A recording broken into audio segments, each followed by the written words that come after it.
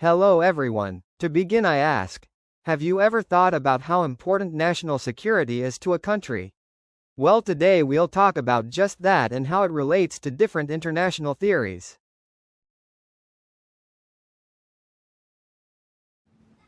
Hi everyone, my name is Marian Vargas and today I'm going to talk about realism in national security. Okay, first, realism in international relations holds that states are the main actors in an anarchic international system, where there is no central authority to guarantee security. And under this logic, I would like to start with first, national security is a priority. The state seeks to survive in a hostile environment where other actors may pose threats. Security is understood in terms of military and material power. On the other hand, we have power as a means of protection. The accumulation of power, particularly military, is the most effective way to guarantee security against potential aggressors.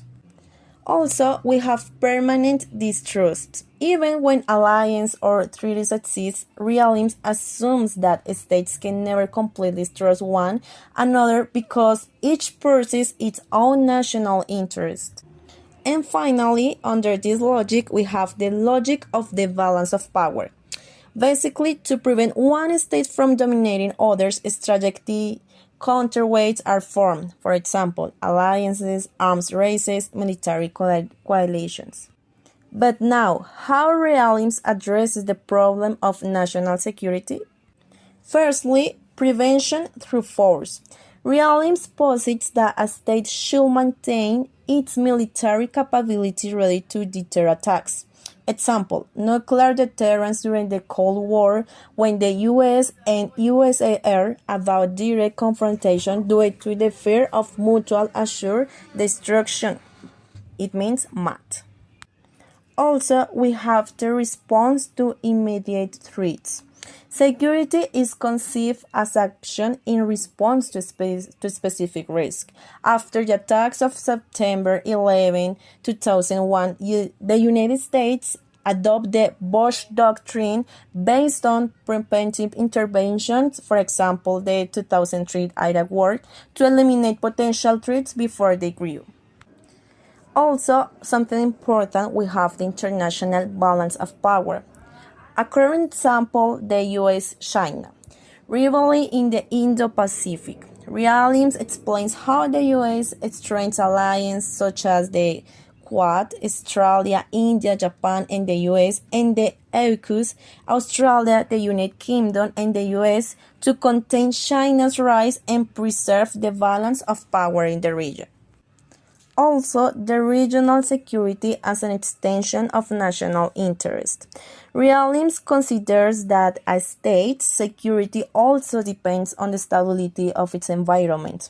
For this reason, Russia justified its invasion of Ukraine in 2022 as a measure to prevent NATO's expansive toward its border, interpreting security in terms of geopolitics and zone of influence. Okay, but what is the conclusion? Okay, realism addresses the issue of national security with a vision focused on military power, mistrust, and competition between states.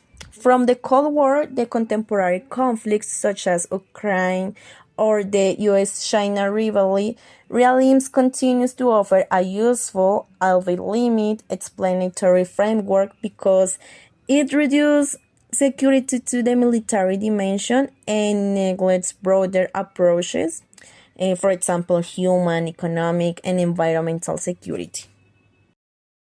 Hello everyone, I'm Lisa Grueso and today I will talk about delivering in international relations. So, delivering in international relations says that the countries are not always in conflict. They can also work together to fight peace and stability. For duration, Quinoa 9 in 2001 explained that in a world connected by economy by and politics, war is very expensive. So the cooperation is a very choice. From this view, security isn't only about armies or weapons. It also means trust, dialogue, and reducing problems through international institutions. For example, do you know that the United Nations and the Nuclear Non-Proliferation try make rules to stop the use of dangerous weapons and promise diplomatic solutions? David Morales, 206. The lyrics also shows the importance of economy and political interdependence. When a state trade invests and shares technology, war is not logical because it hurts markets and partners. This makes countries prefer compensation. It also points to key machines like international organizations, collective defense, and common rules. This tool helps states solve disputes, create truths, and prevent future conflicts. So, in conclusion, liberating science security not only as military power, but as conversation, interdependent and strong institution. It proposes that dialogue and rules are these debates way to face global threats. Hi, my name is Lisa Garzon, and today I'm going to talking about the power of ideas. When we think of national security, the first things that come to mind are armies, tanks, and guarded borders. But I want us to imagine something else for a moment. What if true security did not lie in the steel of weapons, but is something much more powerful, albeit invisible ideas? Let's consider a simple but revealing example. A nuclear bomb. In itself, it's just an object. But if an ally has it, we feel protected. If an enemy has it, we feel threatened. What changed? Not the bomb, but the perception, the narrative we construct about who carries. That is the essence of constructivism. What determines security is not only material force, but the meaning we give into that force. Let's look at South Korea. For decades, it saw North Korea solely as a mortal threat, but over time, it began to speak of it is a divided brother. That change did not come because the missile from the North disappeared, but because the identity and the way the relationship was narrative changed. An idea, not a tank, transformed the way security was understood. Something similar happened after September 11. The United States not only suffered an attack, it also constructed a narrative of good versus evil and discourse so powerful that is justifying entire wars and shaped international politics for years. That narrative turned a specific event into a global trend that changed alliances, invasion, and security policies around the world. And today, even beyond the military threat, show us this. How do you stop a pandemic with a missiles? How do you stop a cyber attack with tanks? No army can block a virus or shut down a hacker for another continent. What matters in these cases is cooperation, trust, and the ability to build collective responses. Again, ideas. That is why I argue that national security is built more with ideas than with weapons. Tanks and fighter jets can occupy territories, but it is ideas that conquer minds and define enemies or allies. A bullet can kill a body, but a narrative can sustain the case of peace or justify the case of war. In conclusion, national security is not a brick wall. It's more like a mirror. It reflects what we believe about ourselves and others. And in the reflection, ideas are not mere embellishment, they are foundation upon which political decision, alliances, and strategies are built. Because armies were out, missiles become obsolete, but ideas thus remain. Thank you. Today, I'm going to talk about critical theory, a very interesting and different perspective in international relations.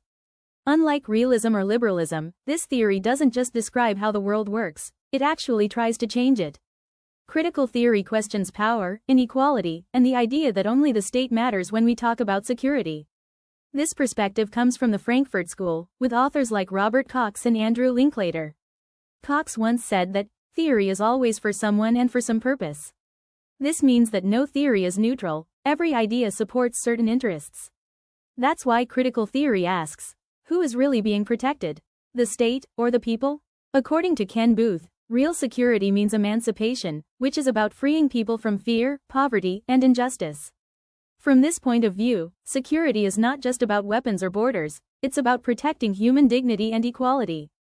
For example, after the attacks of September 11, the United States started the so-called War on Terror. Critical thinkers like David Campbell argued that this created new insecurities, such as wars, mass surveillance, and limits on civil rights. So instead of making the world safer, it often produced even more instability and fear. Critical theory also explains that problems like poverty, economic inequality, and exclusion are forms of structural violence. These issues threaten people's safety just as much as wars or terrorism do. That's why this theory believes that to achieve true security, we must transform the global system. We need to fight inequality, defend human rights, and promote justice for everyone.